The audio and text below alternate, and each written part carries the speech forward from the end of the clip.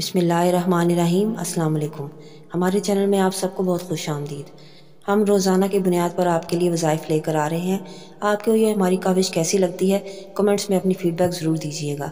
تو چلتے ہیں اپنے 8ویں روزے کی عبادت کی طرف۔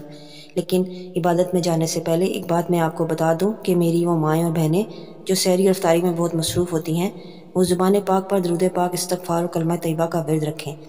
افطاری پر کہیں جانا ہو تو عشاء کے بعد سارے دن کی تسبیحات اکٹھی بھی پڑھی جا سکتی ہیں۔ دین میں کوئی سختی نہیں ہے، بس صرف ادائیگی اور ہمیشگی رہنی چاہیے۔ اب چلتے ہیں اپنے وظائف کی طرف۔ 8واں روزہ، بعد نماز فجر سورہ فتح 1 مرتبہ پڑھنی ہے۔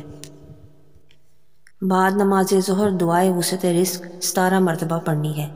اللہم اجعل اوسع رزقک علی عند کبر سنی وانقطاع عمری۔